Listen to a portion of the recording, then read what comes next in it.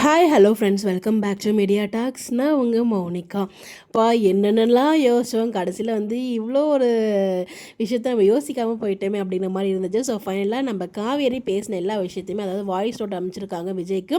இந்த மாதிரி நான் ப்ரெக்னெண்ட்டாக இருக்க விஷயத்த வந்து நான் அம்மா கிட்ட சொல்லிட்டேன், சீக்கிரம் வந்து என்னை கூப்பிட்டு போங்க அப்படிங்கிற மாதிரி அம்மா கிட்ட வந்து பேசுங்க அப்படின்னு சொல்லிட்டு விஜய்க்கு ஒரு பெரிய லாங் வாய்ஸ் நோட், அதாவது மியூட்லேயே கொஞ்சம் வந்து பேசியிருப்பாங்க, அந்த மாதிரி ஒரு பெரிய லாங் வாய்ஸ் நோட் வந்து போட்டிருப்பாங்க. பட் நாளைய ப்ரிவியூவில் வந்து பார்த்திங்கன்னா விஜய் வந்து அந்த வாய்ஸ் நோட்டில் எனக்கு அம்மா கிட்ட ப்ரெக்னெண்ட்டாக இருக்க விஷயத்த சொல்லிட்டு வந்து வீட்டில் பேசிட்டு போங்க, கூட்டிகிட்டு போங்க அப்படிங்கிற விஷயத்த மட்டும் அவர் கேட்குற மாதிரி நமக்கு வந்து ப்ரிவியூ காமிச்சிருக்காங்க. அதை பார்த்துமே நம்ம எல்லாருக்குமே ரொம்ப ரொம்ப ஹாப்பியாக இருந்துச்சு. இது பாசிட்டிவ் ட்ராக்காக தான் இருக்கும் அப்படின்னு சொல்லிட்டு.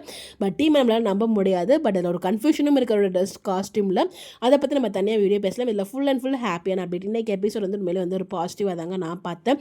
பிகாஸ் காவேரி விஜய் அவங்களோட ரொம்ப அழகான ஒரு காதல் கதையை சொன்னாங்க. ஸோ வந்து அவர் என் மேலே எந்த அளவுக்கு பாசமாக வச்சுருக்காரு. ஈவன் நீ கூட வந்து பார்த்தீங்கன்னா நான் அம்மா போட்டிருந்தப்ப என்னை கிட்ட வரதுக்கு யோசிச்சேன். பட் ஆனால் அவர் என் கூடயே வந்து என்னை பார்த்துக்கிட்டாரு. அவருக்கு கூட ப்ரெக்னென்ட்டான விஷயம் வந்து நான் சொல்லி தெரியாது. நாங்கள் ரோட்டில் மயங்கி விழுந்ததுக்கப்புறம் ஹாஸ்பிட்டலில் டாக்டர் சொல்லி தான் அவருக்கே தெரியும் அப்படின்னு சொல்லிட்டு, ஸோ அவங்க வாழ்ந்த லைஃப்லேருந்து எப்படி விஜய் அவங்கள பார்த்துக்கிட்டாரு, எல்லா விஷயத்தையும் எப்படி வந்து டேக் கேர் பண்ணிட்டாரு காவேரி அப்படின்னு சொல்லிட்டு, அதாவது விஜய் காவேரியோட ஒரு காதல் கதையை தான் அவங்க அம்மா கிட்ட சொல்கிறாங்க. எபிசோட், அதாவது ஃப்ரைடே எபிசோட் எண்ட்லேயே வந்து பார்த்தீங்கன்னா இந்த விஷயத்தை பாதி சொல்லிட்டாங்க. பட் அது அகைன் வந்து பார்த்தீங்கன்னா கொஞ்சம் பெரிய லென்த்தி டைலாகாக கொண்டு போய் ஸ்டார்டிங்கில் வந்து காமிச்சிருப்பாங்க.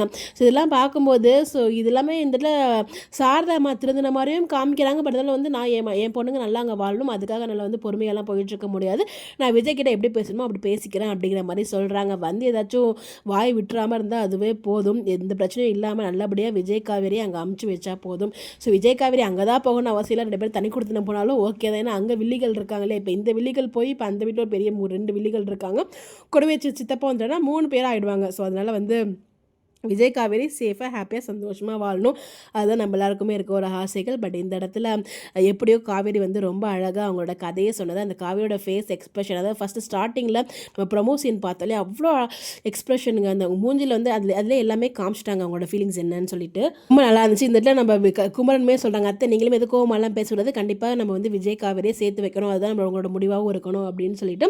ஸோ இங்கே வந்து பார்த்தீங்கன்னா குமரன் நான் போய் விஜய் கூட்டு வரேன்னு சொல்லிட்டு கண்டிப்பாக விஜய் வீட்டுக்கு தான் குமரன் போவார். மேபி அதை நாளைக்கு எபிசோட வரும்னு நினைக்கிறேன். ஏன்னா விஜய் வந்து நான் நைட்டு தான் அந்த இது கேட்குறாரு.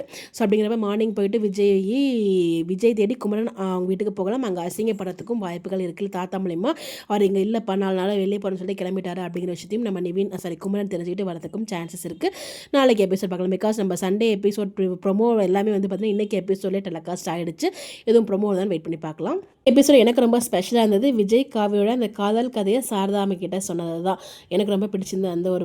அந்த ஒரு ஸ்பேஸ் எல்லாமே ரொம்ப நல்லா இருந்துச்சு. பாட்டி அப்போவே நான் சொன்னேனே அவள் ப்ரெக்னெண்ட்டாக இருக்கான்னு சொல்லிட்டு, இருந்தாலும் அவள் வந்து கணவனவே வாழணும்னு சொன்னதுனால தான் நம்ம அவ்வளோ தூரம் யோசிக்கலையே, தப்பாக போயிடுமே அப்படின்னு சொல்லி இவங்களும் பேசிகிட்டு இருக்காங்க. ஸோ ஃபைனல் முடிவு விஜய் காவேரி சேர்த்து வைக்கணும் அப்படின்னு சொல்லிட்டு எல்லாருமே முடிவு பண்ணிட்டாங்க. சாரதாமாவே அந்த முடிவில் தான் இருக்காங்க. பட் ஏதோ விஜய் கிட்ட பேசணும்னு நினைக்கிறாங்க. அப்படி என்ன தான் பேசணும்னு நினைக்கிறாங்க நமக்கு ஒன்றும் புரியல.